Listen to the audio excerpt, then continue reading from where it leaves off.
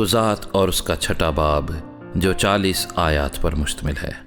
اور بنی اسرائیل نے خداوند کے آگے بدی کی، اور خداوند نے ان کو 7 برس تک مدیانیوں کے ہاتھ میں رکھا، اور مدیانیوں کا ہاتھ اسرائیلیوں پر غالب ہوا، اور مدیانیوں کے سبب سے بنی اسرائیل نے اپنے لیے پہاڑوں میں کھو اور غار اور قلعے بنا لیے۔ اور ایسا ہوتا تھا کہ جب بنی اسرائیل کچھ بوتے تھے تو مدیانی اور امالیکی اور اہل مشرق ان پر چڑھ آتے تھے اور ان کے مقابل ڈیرے لگا کر غزہ تک کھیتوں کی پیداوار کو برباد کر ڈالتے، اور بنی اسرائیل کے لیے نہ تو کچھ معاش، نہ بھیڑ بکری، نہ گائے بیل، نہ گدھا چھوڑتے تھے، کیونکہ وہ اپنے چوپایوں اور ڈیروں کو ساتھ لے کر آتے اور ٹڈیوں کے دل کی مانند آتے، اور وہ اور ان کے اونٹ بے شمار ہوتے تھے۔ یہ لوگ ملک کو تباہ کرنے کے لیے آ جاتے تھے، سو اسرائیلی مدیانیوں کے سبب سے نہایت خستہ حال ہو گئے، اور بنی اسرائیل خداوند سے فریاد کرنے لگے۔ اور جب بنی اسرائیل مدیانیوں کے سبب سے خداوند سے فریاد کرنے لگے تو خداوند نے بنی اسرائیل کے پاس ایک نبی کو بھیجا۔ اس نے ان سے کہا کہ خداوند اسرائیل کا خدا یوں فرماتا ہے کہ میں تم کو مصر سے لایا، اور میں نے تم کو غلامی کے گھر سے باہر نکالا۔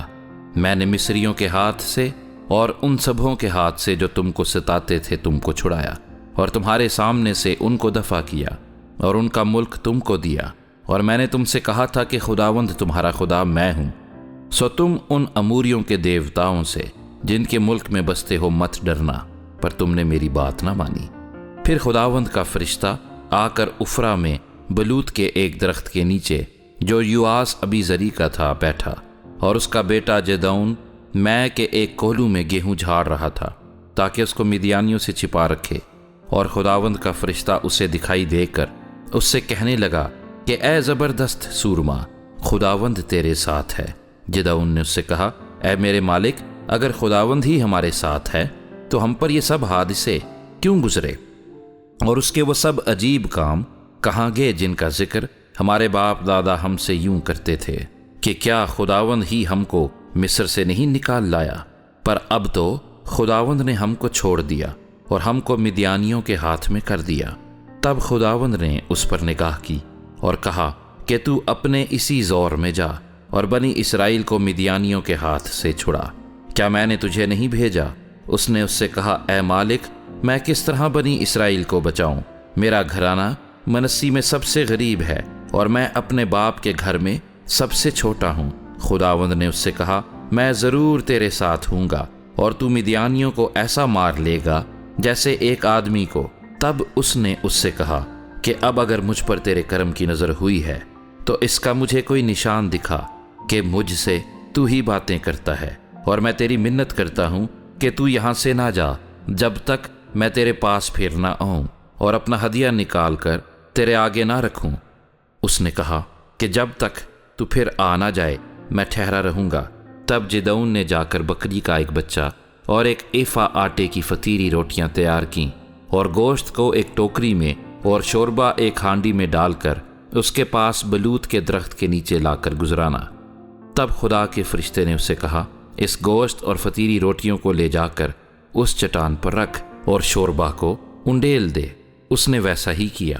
تب خداوند کے فرشتے نے اس عصا کی نوک سے جو اس کے ہاتھ میں تھا گوشت اور فطیری روٹیوں کو چھوا، اور اس پتھر سے آگ نکلی، اور اس نے گوشت اور فطیری روٹیوں کو بھسم کر دیا۔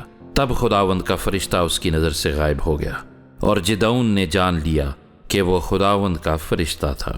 سو جدعون کہنے لگا، افسوس ہے اے مالک خداوند کہ میں نے خداوند کے فرشتے کو روبرو دیکھا۔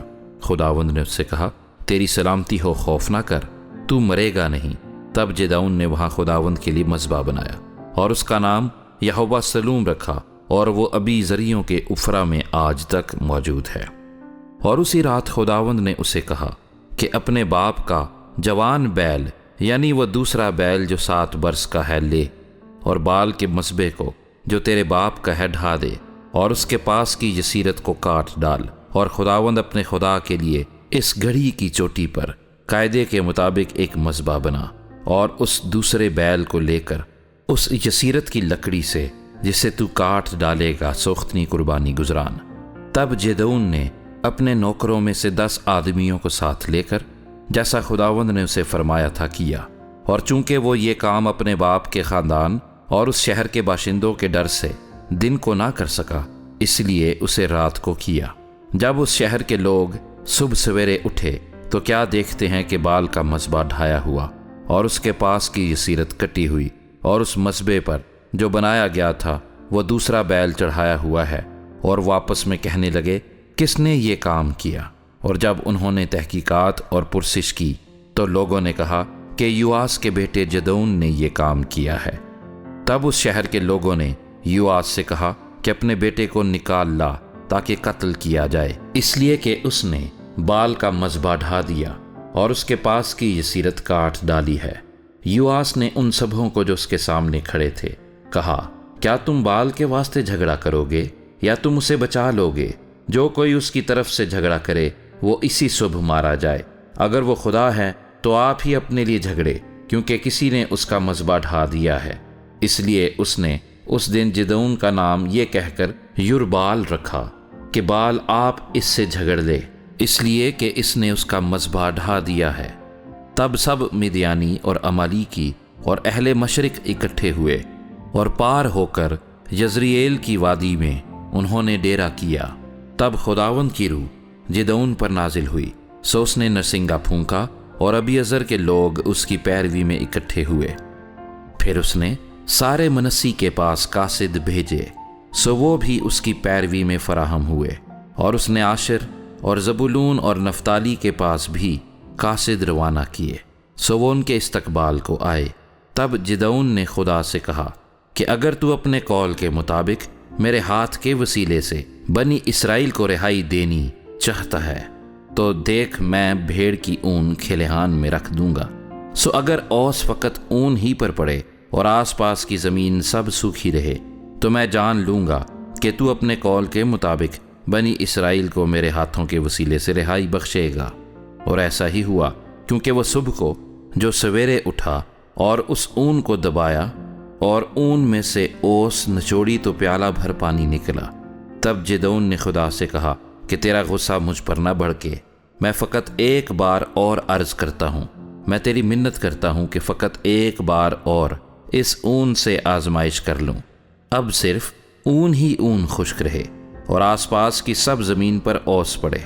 سو خدا نے اس رات ایسا ہی کیا، کیونکہ فقط اون ہی خشک رہی اور ساری زمین پر اوس پڑی۔